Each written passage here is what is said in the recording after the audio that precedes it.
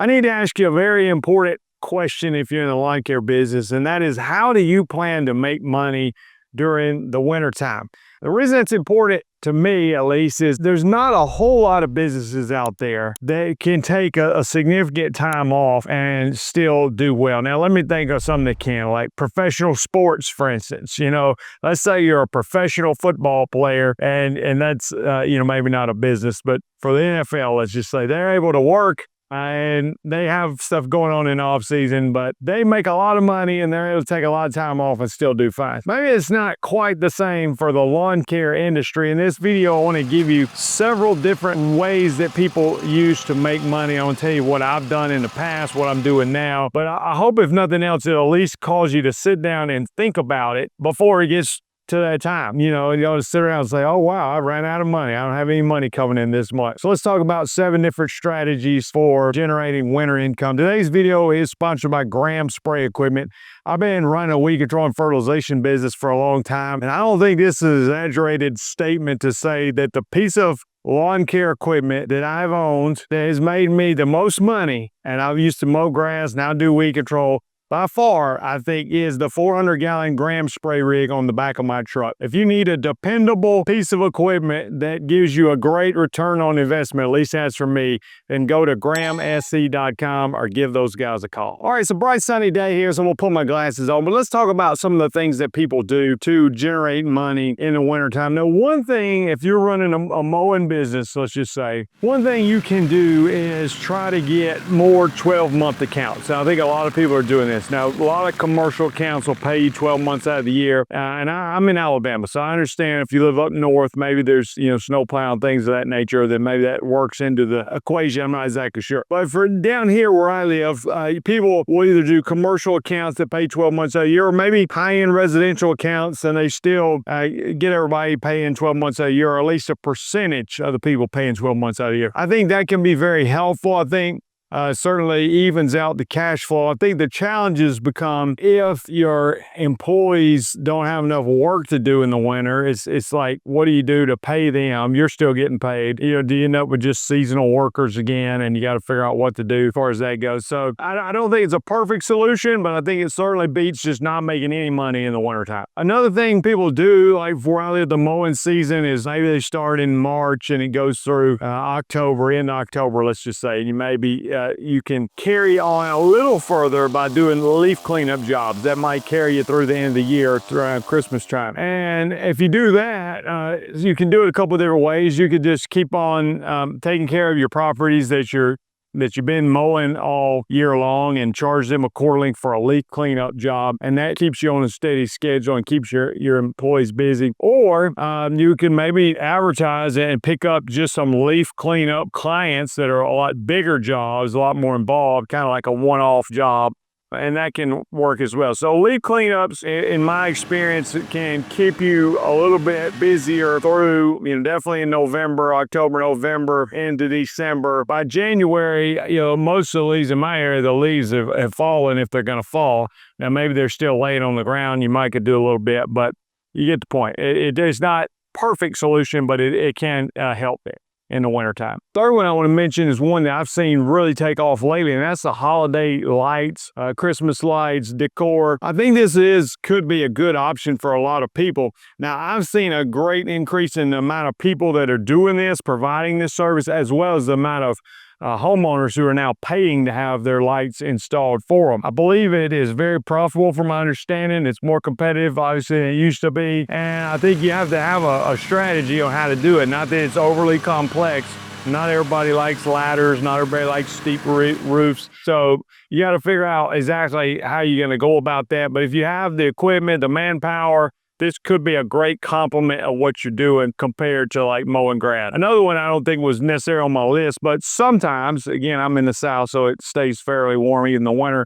People will carry on and do landscaping jobs even in the wintertime. Now, obviously, fall and spring are typically bigger times for that, but you may be able to do a little bit in the winter as well. A fifth one I see some people try to do is they'll get into pressure washing or maybe even gutter cleaning. Again, it's not that you can't do it. Do you have the right setup? Are you efficient at it? And are you able to really get enough workers? It just kind of like, well, I went and pressure washed one driveway today and I made a few $100. There's nothing wrong with that. I'm just saying, are you able to really, if you're trying to have a business that's year round, is it able to really produce with the consistency that you were mowing grass? A sixth option that some people take, and this one I don't necessarily love, is they just don't work at all in the wintertime. They love that off time. The challenge with that is, well, if you have employees, I mean, that's very challenging. I mean, you're going to pay them through the winter, or you just don't pay them and hope they come back to you next year.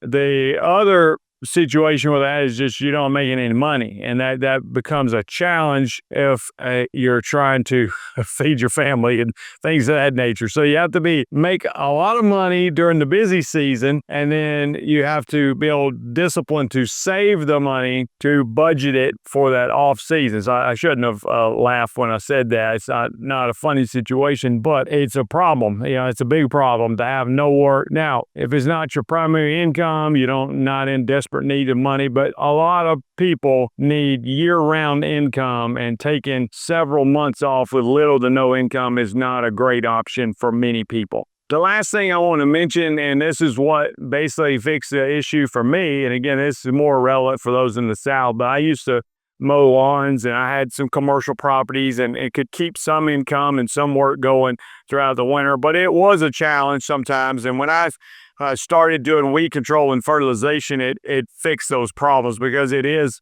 a year-round business. People ask me, when do you start spraying yards, Jason? I say, I start on January the 1st. That's when I start. I go out there on New Year's Day, if it's warm enough, and I start spraying, because I don't know if January the 10th might be 20 degrees and I don't really work that day. So if it's nice weather on January the 1st, I get out there, spray yards, commercial properties when there's nobody there, and I'm usually rare and ready to go because I might have been off for a little while.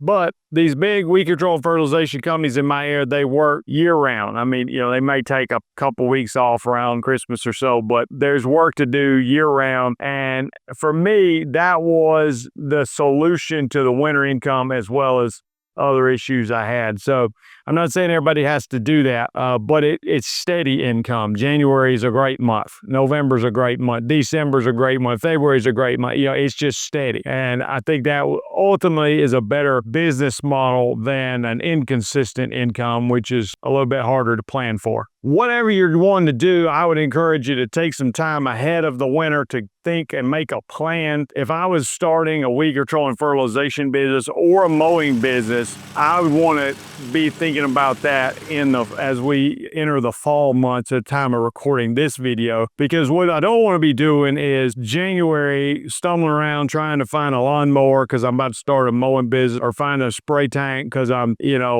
trying to get into weed control and fertilization, or trying to figure out what I'm going to spray on the yards if I'm doing that. I want to start that in the fall, have it all ready, get registered, my business name, get a website going, a lot of these things that are going to help make you successful in the long run. That way, when those spring rush comes, you're ready and you look like you're ready. I was talking with a friend last night. He was like, if you're not a big company, pretend like you are, So if you look like you don't have it together in March, it's hard to hide that. And it's hard to start on March 1st. Say, hey, I think I'm going to start mowing grass or weed control in 2 weeks. So let me get started today. So I would encourage you to get started as soon as possible. If you want to do weed control and fertilization, that's what I help people do, because particularly with warm season grasses. I have a mentoring program. It's a 1-year mentoring program that we're in the middle of right now. I have a video course called the Weed Control and Fertilization Academy. There's a program out there for teaching people how to have a beautiful Bermuda and zoysia lawn, teaching the program that the pros use. All these things are over at lawncarelife.com. It's my website. Actually, you can go to the first link in the description below, and there's a link if you're interested in the mentoring program. I do a free